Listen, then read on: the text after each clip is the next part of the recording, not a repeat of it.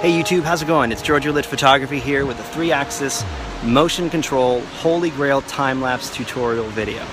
Today we're on the Canon 5D Mark III. We're shooting with the Ramper Pro by Elysia Visuals for all of our shutter and ISO ramping. We're going to be on the TB3 by Emotimo and the Rhino Pro slider for our 3-axis motion control.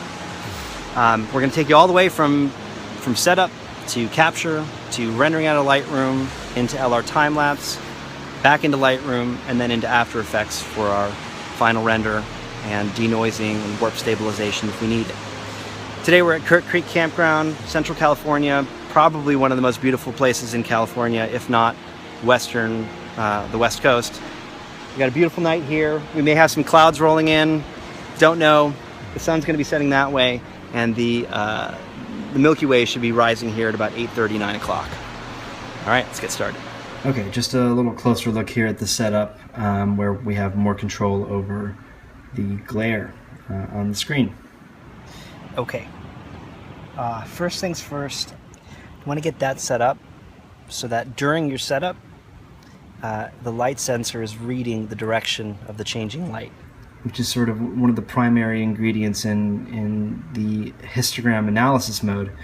The light meter is basically going to be measuring the changes in the ambient light, and the Ramper Pro will be using that data to inform how aggressive the ramping occurs. That's kind of the whole system. So you want to get this plugged in and measuring light changes during your setup. Otherwise the Ramper Pro is not going to know for a few minutes which direction the light is changing if you start right away. But of course your setup is going to take you 10 minutes anyway, so just get this thing plugged in and you'll be all set city. Make sure obviously to not use the network port, use the sensor port. Okay. And of course this goes on the hot shoe, but for now we're just going to kick it off to the side. Next I do the shutter release and bulb cables on the camera. Pretty straightforward. In fact, I won't even plug them in on the camera side, but just kind of show you the ports. So using Cam 1 and Sync 1.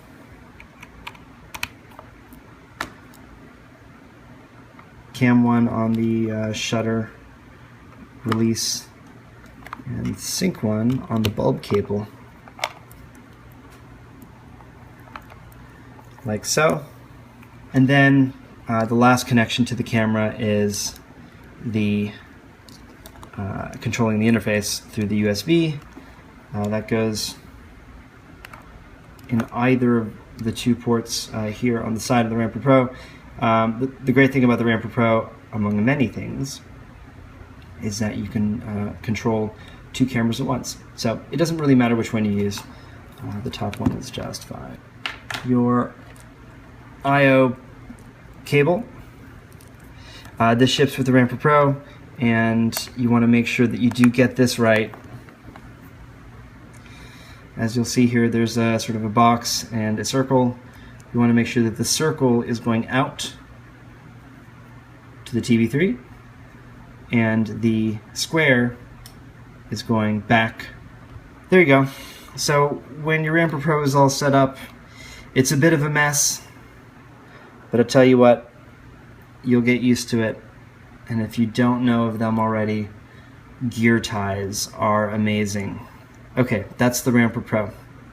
And then on the TB3 side, things are pretty easy. Your power.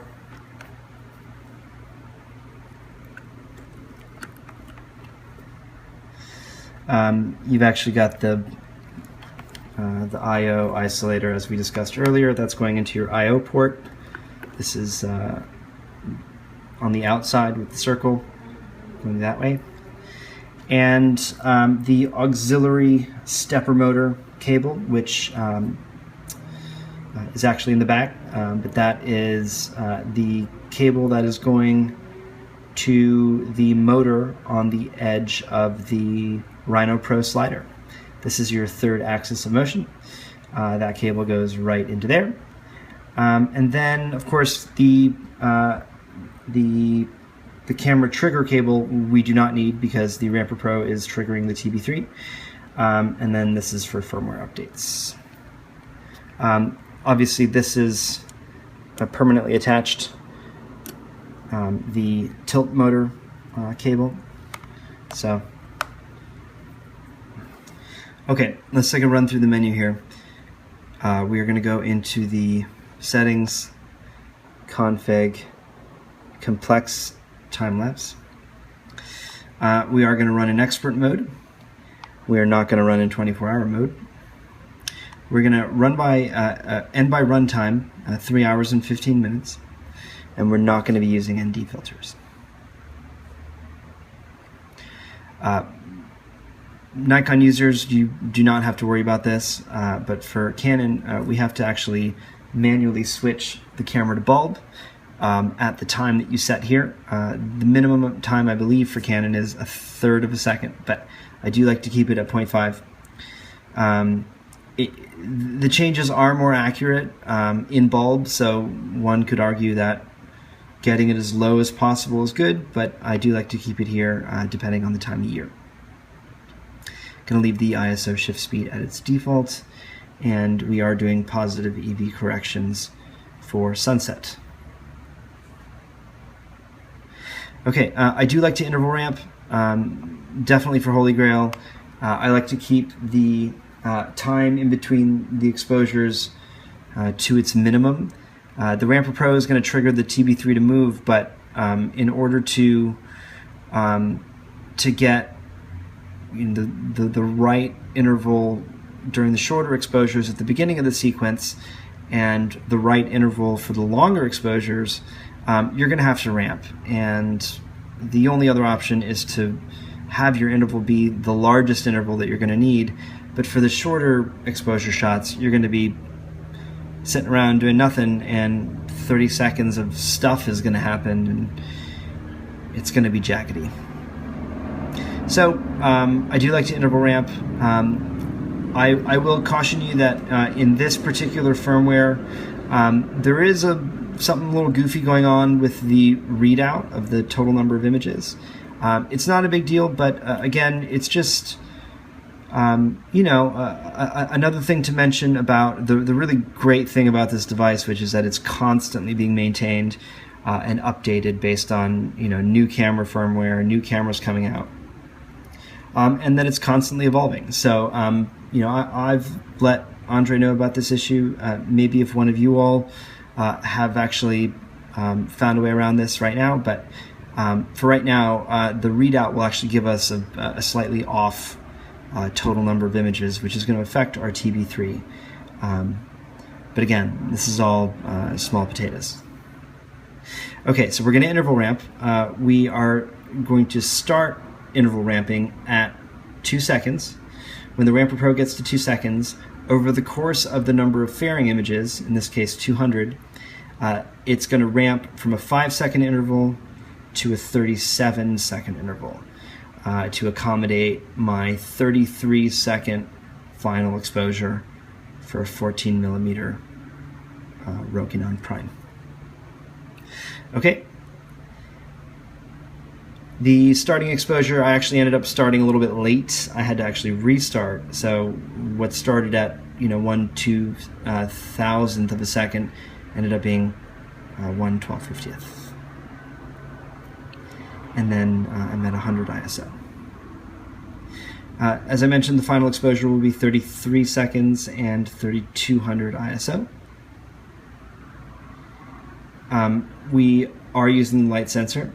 And this is a menu that we may see go away in coming firmwares. But for now, basically minimum time per stop is what you would imagine. It is the minimum amount of time that the Ramper Pro will stay at any given stop, which is for Southern California in the summertime, good to leave between 4.5 and 5 minutes. And this is very much a geographical number. Sensor gain is just basically how aggressively the Ramper Pro is going to ramp on its own algorithm. I like to keep it at 0.65 for sunsets and 0.7 for sunrises. And then, of course, the clipping. We are running in histogram mode, and we are going to show the previews. Those are nice to have. Right clipping and right cutoff. Basically, if this is your histogram, right clipping says, in this case, 1 pixel from the right, which would be 1 pixel in, and 10 pixels high is the point at which the Ramper Pro perceives an image to be overexposed. So basically, you're setting the right threshold for which the Ramper Pro will use to ramp, and this is an area where you're going to really have some control over the amount of pumping that you may or may not have if you're shooting directly into the sun. There's plenty of chatter on the forums about this menu right here. This is a great place to find your expertness. And then the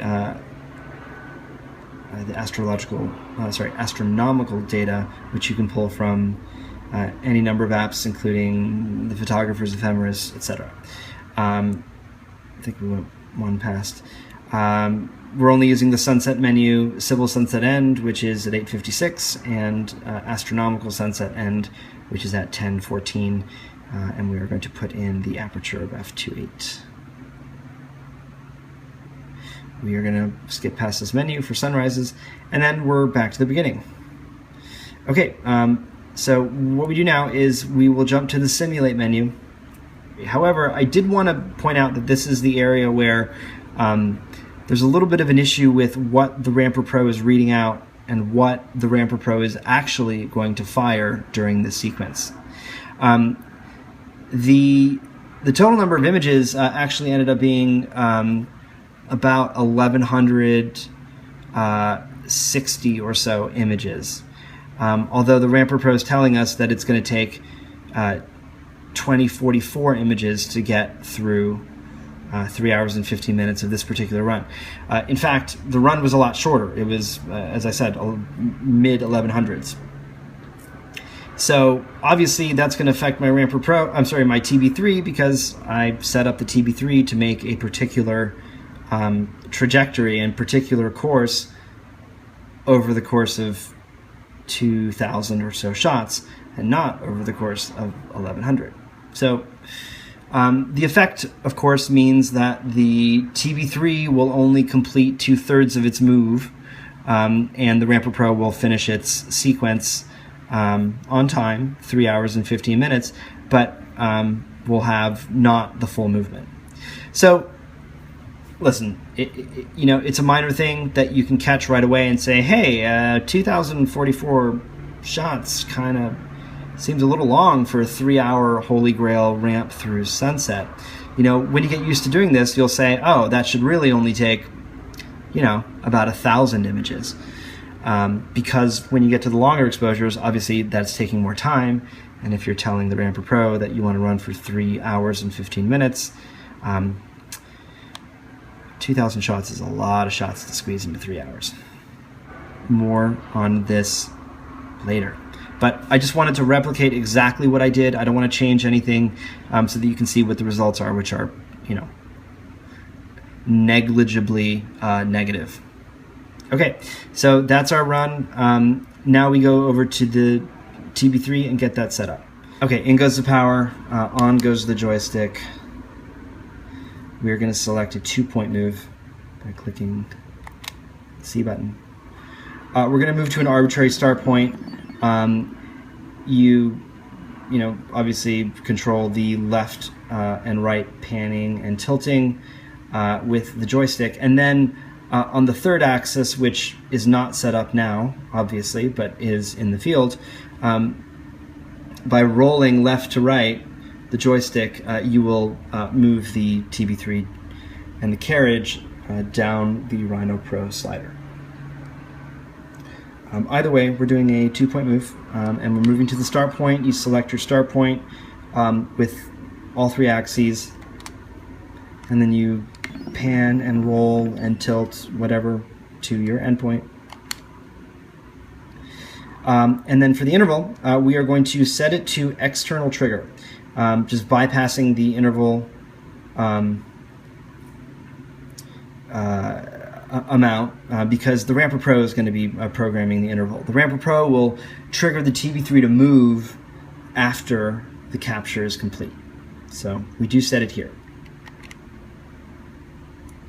Okay, so here's where we have to plug in the amount of frames. You definitely want to ignore the time. You do not want to put in 3 hours and 15 minutes. And the reason that you don't want to do that is because the TB3 is using a different amount for its interval to calculate the total run. You want to match it by frames. And now you can see why getting it right, you know, getting a proper readout for how long the Ramper Pro is going to be running is important, because if you really do want the Ramper Pro and the TB3 to end at exactly the same time, you just need to make sure that you have these two numbers matching up. So these numbers were off by several hundred, and it just meant that the shot ended early. It just didn't pan all the way to the Milky Way. But in this case, the clouds came in anyway, so it didn't really particularly matter. It's all the same principle. I could have manually subtracted about 700 frames, knowing approximately how long a ramp of that sort would take, just from experience. And then if you're off by 50, 60 frames, it's not a big deal. I mean, you're going to be editing your final product anyway. I do imagine that in later firmwares, you know, the guys at TB3 and Ramper Pro are going to get this exactly right, so that, you know, there will be very little guesswork. And if you're not interval ramping, there is no guesswork. It's exactly, you'll get exactly the right readout of the number of frames on the Ramper Pro. You're going to add 2, and you'll get the 2 devices starting and ending at exactly the same point. But for Holy Grail, we do need to interval ramp, at least for my tastes. So there you have it. I'm going to enter in what I said you should, which is, I've already forgotten, 2044. So in this case, I would have put in 2046, expecting it to do its full move. Of course, what happened is at 1160, the TB3 was waiting for a trigger, and it never came because it was done. Okay, 2046. Static time, you can just select the default, which is 0.1. Again, the Ramper Pro is going to trigger the TB3 to move when it's done.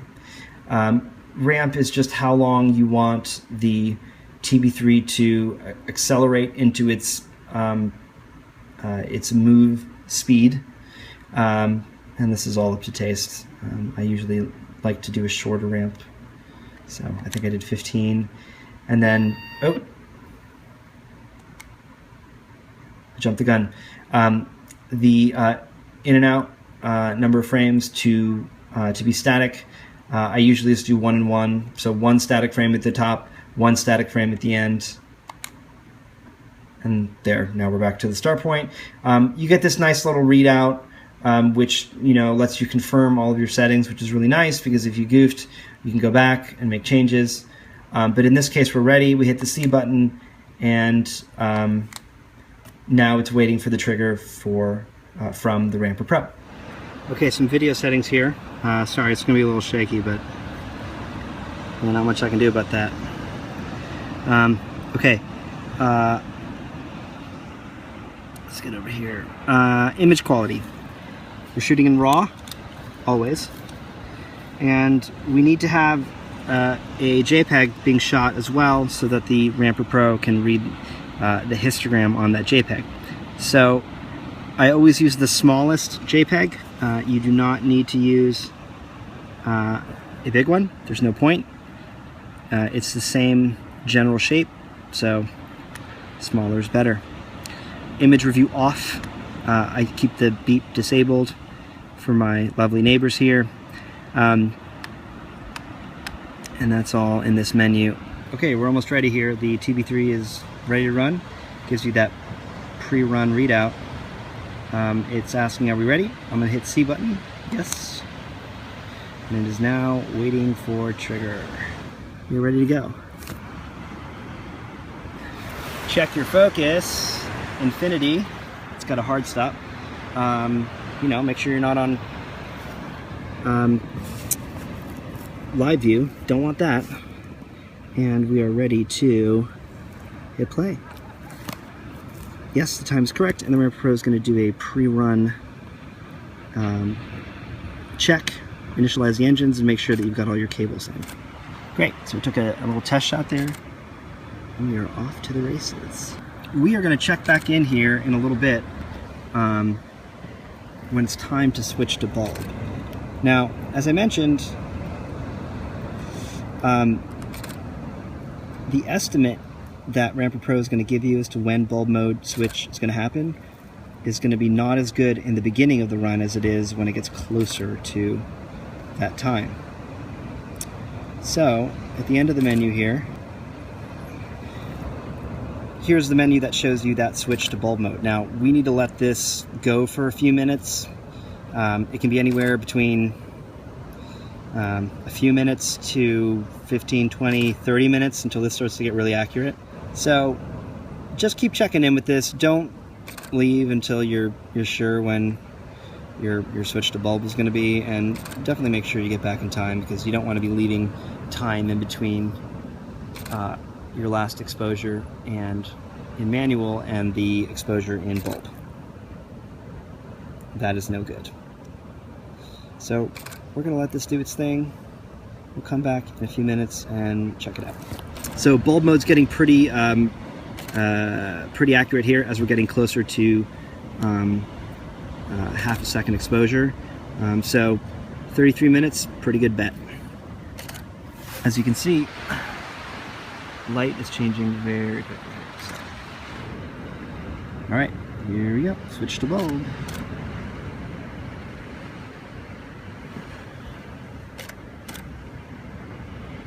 All right.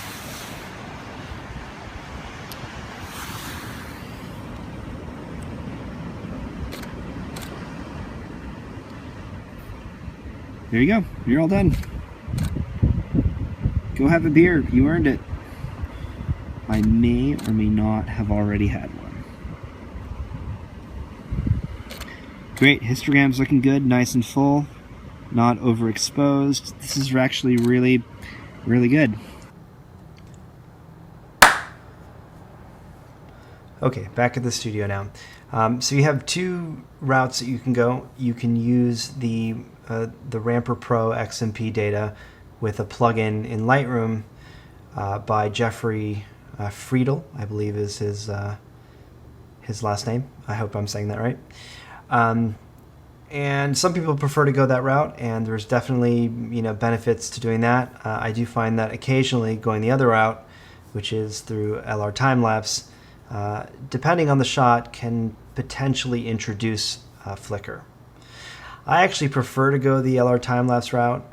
It actually already takes into account the Ramper Pro XMP data. But I find that I can have more control over a first grade of the images in Lightroom. If you go the Ramper Pro route, you basically you do a render from start to finish, and you don't really get keyframes in the middle to do white balance shifts and adjustments in the various areas of your histogram. Anyway, I'll do a separate tutorial on the Ramper Pro XMP data route, but for now we're going to do LRTimelpase with the Ramper Pro XMP data. So here we go. First things first, go ahead and find, that's how you make a new folder. First things first, go ahead and find your XMP data in your network. What I like to do is store a copy, a fresh copy of the XMP data for records.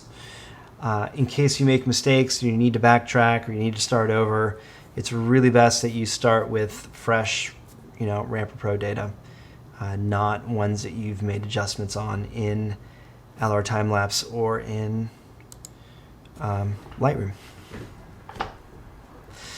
Okay, so we'll go ahead in here to camera 1 and find the run. This is the run right here.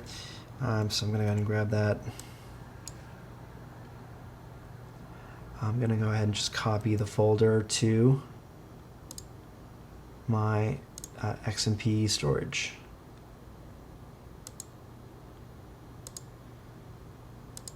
Here we go. Just going to paste it in, then I kind of rename it. Kurt Creek.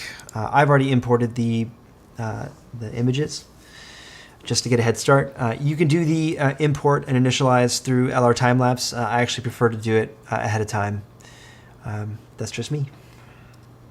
Okay, so we're going to paste the XMPs into the folder. Now is also a good time to get rid of the JPEGs. We do not need those any longer. They were used exclusively for the Ramper Pro to analyze the histogram, and that is about it. Let's get rid of them.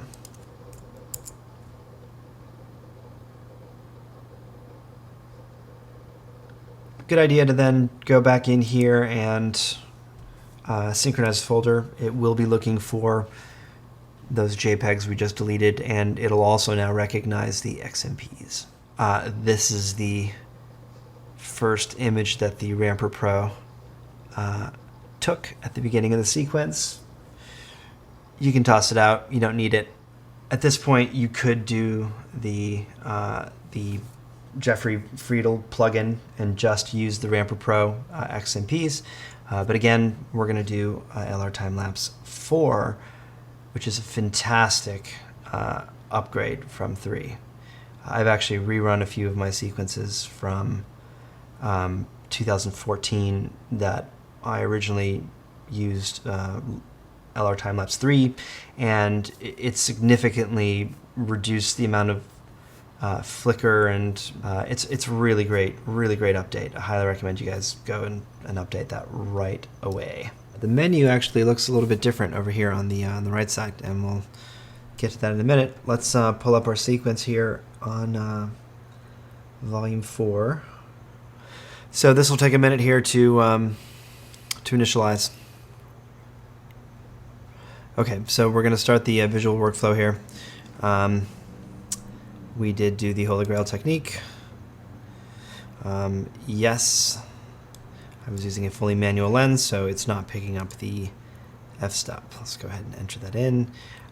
We shot with the 14mm 2.8, the Rokinon 2.8, and we will go ahead and set our keyframes. I'm going to set it to 4.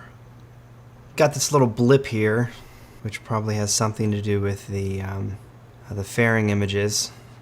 Okay, Holy Grail Wizard. I'm actually liking where it's sitting for now. I bring this down just a tad. Okay, give it a save. Back to Lightroom, and make sure that you're in grid view, like we are here, and select all. Read metadata from files. All right, takes a little while on my extremely old iMac, but and we will set the filter to the LRT4 keyframes. There we are. Now what we're going to do is edit these 5 keyframes as we did in LRTimelapse 3, except that now we can have access to the exposure slider, which is really great. Thank you, Gunter. So I'm going to go ahead and apply some grades here, and then I'll probably end up speeding it up.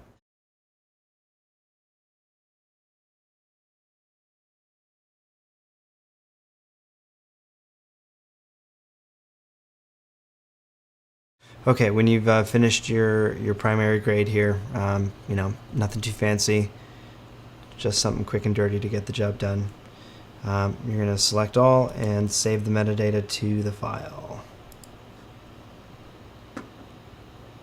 And you want to make sure you're in grid view when you do this. like I did not remember to just do. So we will redo it. Save metadata to files in grid view.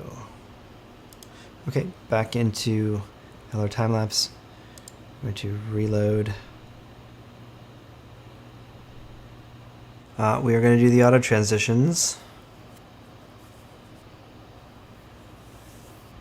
And we are going to hit save.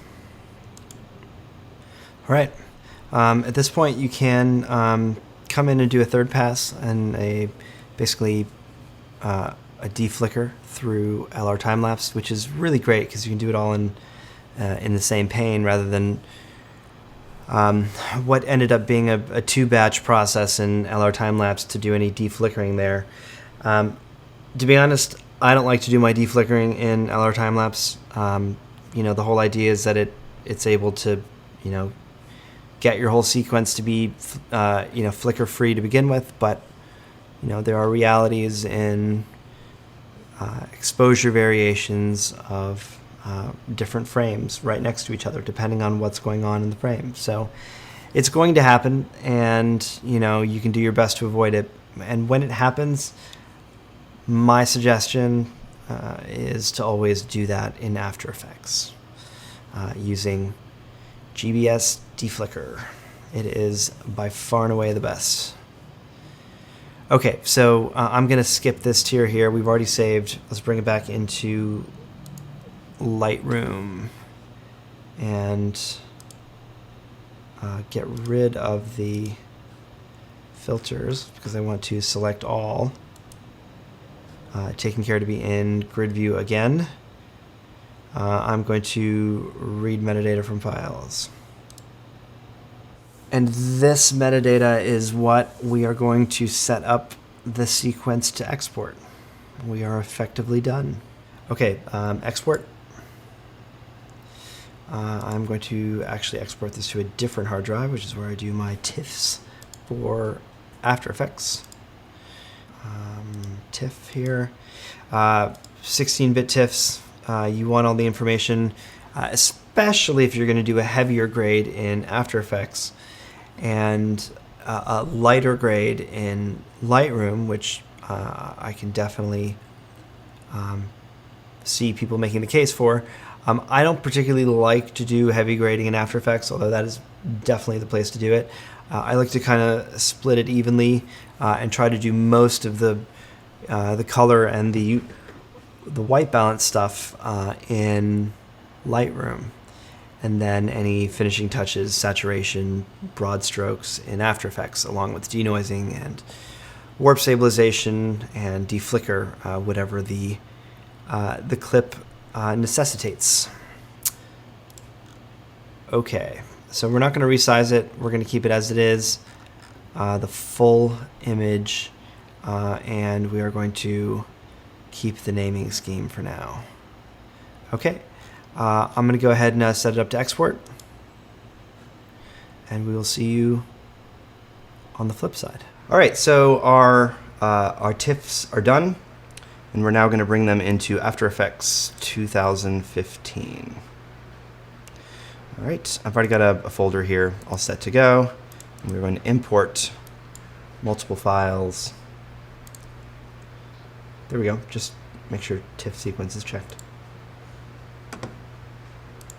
Great. All right. Okay, going to go ahead and make a new composition from the images. I'm going to rename it Creek Campground. Okay, and I'm going to change the dimensions of the composition to 16 by 9, which I know to be 3240. Great. I may, downsize this to 4K or 1080p, but for now we'll leave it at 6K. And to be honest, I'm not going to do a whole lot to this image. I actually liked what we did in Lightroom with the original CR2 files. What we are going to do is we are going to deflicker and we are going to denoise. Both of which have to be applied in a pre-composition, so we're going to go ahead and do that now. I'm going to pre-compose, move all attributes in the new composition, and I'm going to deflicker first. GBS Deflicker 4 is not only an incredible upgrade and update to Deflicker 3, but I'm telling you, it's completely indispensable. You need to get this plugin. It's fantastic. It by far and away is the best deflicker tool out of everything, including LRTimelpase in my opinion, and anywhere else that you can get some deflicker. So I think it's $59 to do the upgrade and $99 to buy it outright. If you're doing time-lapse, Holy Grail time-lapse, even just sort of regular daytime time-lapse, if you don't have the ability to use a fully manual lens, or you're not comfortable doing the lens twist, this is really going to be useful. So take it or leave it.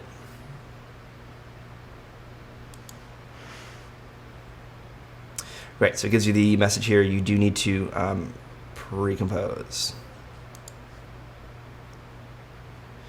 Okay, and we'll jump up here to the options.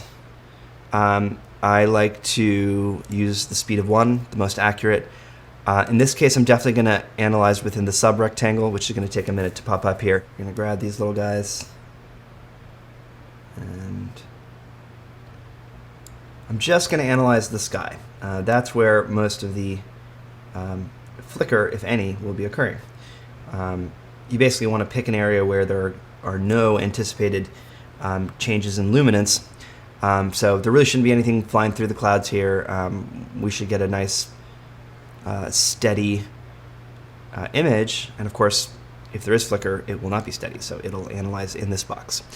Favoring brighter pixels, and then let's pop down to deflicker options. If there is any clipping in the channel, which there is, I'm going to go ahead and click this on. That usually helps. It'll do an adjustment for your right end clipping. Again, some of these settings are trial and error, depending on what works for you and what kind of look you look for, like the number of smoothing frames, whether or not you want to favor the brighter pixels, the adjustment for clipping. These are all going to be on a individual basis. Okay, we're going to analyze, and GBDeflicker has drawn for us a input variance curve, which actually looks pretty good. Which tells me that the capture was pretty good. A little bit of a hiccup here in the beginning, but a pretty smooth sequence from the get-go. All right, now we're going to pre-compose this pre-composition so that we can denoise. Same thing, and we're going to open up Neat Video, reduce noise, version 4 for Adobe CC. I mean, if you don't get deflicker, you need to get denoise. Even for your bigger and better cameras that have really good low ISO performance, you're going to use this plugin a ton. Whether it's an Alexa, which already has great response in the in its native ISO. And a really good signal to noise ratio, or the Sony A7S or any of your Nikons, what have you. I mean, obviously Sony is really great at low light, but you're going to use it a little bit. But with Canon, definitely. And I can't say enough about Neat Video. It's the best. Okay, so the plugins up here. We have to prepare the profile. All right. Actually, I goofed. We need to pick a section of video that has noise. Now, of course, when it's darker and the stars are out, it becomes difficult to make a selection, which is what Neat Video requires. So you may need to advance it a little bit, but there's a ton of noise in the way that I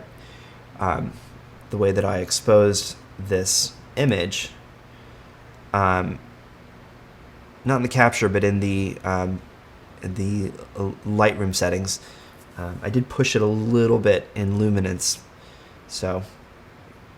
But of course, I knew that I need video to fix the damage. So you want to make this area as big as possible. You're going to need to make sure that it's uniform. If you start to include stars, then what happens is there. You get clipping, and it does not allow you to use that. So that's a pretty good selection. It's a pretty relatively low noise number, but they are somewhat arbitrary. Okay, auto profile, and then we're going to go into the settings here. That's kind of on the heavy side, especially for this shot. You're going to go through the tabs here, and you can reduce the luminance. We'll bring it down to 25. Again, this is a general tutorial. I would have exposed this a little bit better, and I definitely would have made sure that that my histogram is where I wanted it to be in the Ramper Pro run, which you can adjust on the fly. I may do a separate tutorial about that a little bit later, but I just wanted to keep this one simple. This is not by any means the cleanest of Astro time-lapse images, but again, this is not necessarily an ideal area to capture it anyway. There was tons of, light pollution from the road here, cars driving up and just, blasting their beams, and other such things. Okay, so I'm just going to reduce this a little bit more. Great. We can zoom in here and take a look at a before and after. You can redo it if you want. That's a really good job. I mean, that is amazing. Very simple to do, relatively inexpensive plugin, $99. And it will save you a ton of headache. It's much better, by the way, than the Lightroom denoising engine, which I must admit has been significantly improved, but when you get to the video side, it's just going to do a much better job. Okay, so we're ready now. We need to go back to our project and to the original comp. Okay, ready to export here. I'm going to add it to the render queue. Not much to change in here in the settings. We do want the full resolution, although I am going to downscale it. I don't really think I'm going to have a use. Actually, I lied. I'm not going to do that. I'm going to go ahead and render it out 6K. You never know. This may be something that I want to use at a later date. And then what I do is just using Media Encoder or any other compression format, we can resize it. Of course, you can do 2 exports for 2 different sizes, but for now, we'll just keep it to 1. Okay, so we're good there. Lossless. I'm going to change, obviously, the codec to ProRes Quad 4, which is really the best for preserving the most amount of color data. And there we go. Okay, we're going to let this render. I'm going to go ahead and stop the video, and we'll see you when the sequence is complete. Alright guys, that's it. This was my first tutorial. You know the drill. If you liked what you saw, you learned a little something today, please, it helps me out a lot. Click like, click subscribe, and I'm happy to make more of these in the future. And happy time-lapsing.